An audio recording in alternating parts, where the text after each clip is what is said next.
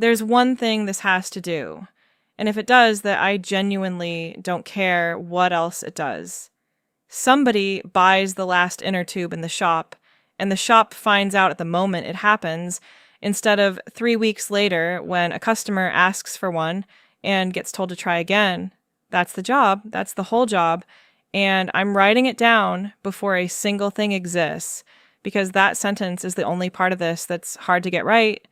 Everything after it is typing. Kestrel Cycles is a bike shop 4 streets from me, 2 people, and a workshop out the back. And they're paying me to replace what they've got now, which is a shelf and Owen's memory of the shelf. Owen will tell you with total confidence that they've got loads of those about a thing he sold the last of 2 weeks ago.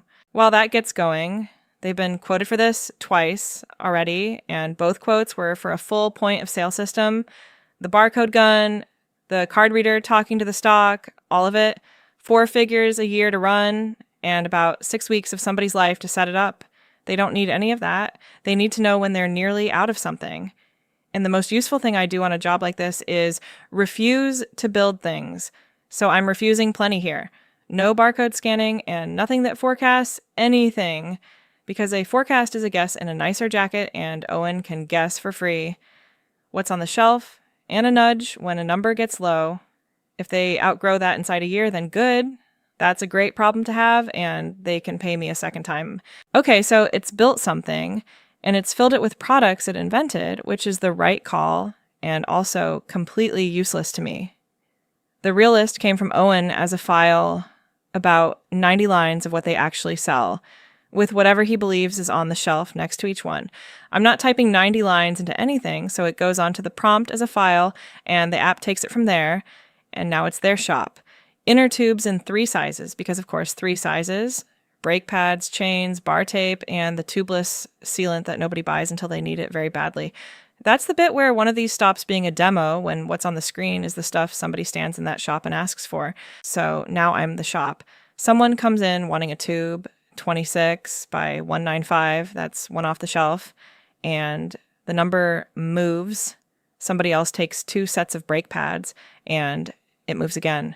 This is the half that everybody fast forwards past in videos like this one, and it's the half that decides whether the thing is worth having at all, because a stock app that gets this wrong is worse than no stock app. The shelf has never once lied to me about what's on the shelf. So I'm going to sit here and keep selling until it gets tedious. Another tube, a chain, a different size of tube, a set of cables, and then the sealant, which is the one I want to watch, because there are 4 of those on the shelf, and the app has already decided it never wants to see fewer than 3. There. 1 sale. I took a single tub of sealant off the shelf, and the thing spoke up, and I never asked it to. I didn't open a report. I didn't go and look for a screen. It decided that was worth my attention, and it said so where I was already standing with the number it cares about sitting right there in the sentence. And you can buy 100 things this afternoon that will show a shop a number. They sit there being perfectly correct all day long, and not one of them ever gets up and mentions anything. So that line is the actual product. It's also, right now, completely useless, because it only works if somebody happens to be looking at this screen, and nobody in a bike shop is looking at a screen. They're in the workshop with a wheel upside down. So it has to go and find him instead. Email, which for a shop this size is the right amount of technology, because he isn't installing anything and he isn't learning a dashboard. He just gets told. I'm using Resend for it, and the reason is dull and good. Like, it's an API key and a function, and that is the whole integration. And it's free until you're sending $3,000 a month, which a bike shop running out of inner tubes is never going near. The key goes into app secrets rather than into the chat, because anything you paste into a chat lives there forever. Then I ask for the email in 1 sentence and go and buy the last of something. And it's gone. That's the real message, the product and the count sitting in it, and in the shop that lands on Owen's phone while he's got a wheel upside down.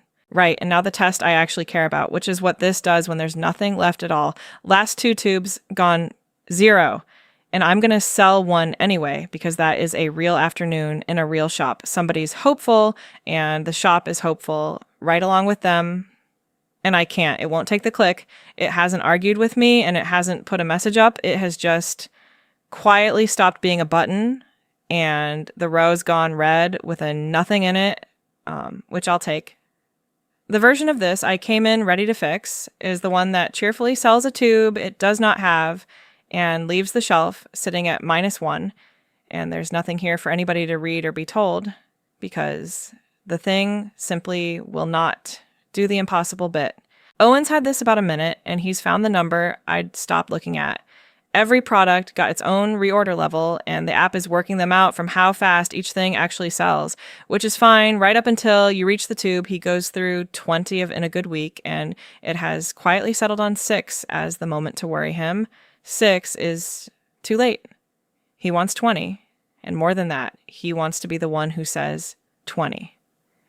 Now, I could go and find out what that number is called inside the code first, and I would rather eat the wheel, so I point at it instead, and the prompt arrives already knowing which thing I mean, which leaves me writing the only part that was ever mine. It's his, from the row, without calling me. Okay, it's still sitting on my laptop, which helps nobody. Publish, and there it is, live, on an address Owen opens on his phone behind the counter, which is where this gets used because nobody walks to a back office to find out about an inner tube.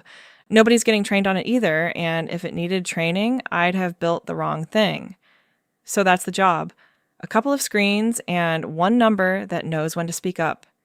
If you do this for other people, watch the gap between what they ask for and what they're buying, because they came to me for a stock system, and what they're paying for is one sentence of behavior I could have written on a receipt. Chow's down in the description if you've got a client sitting on a problem shaped like this one. Ship it.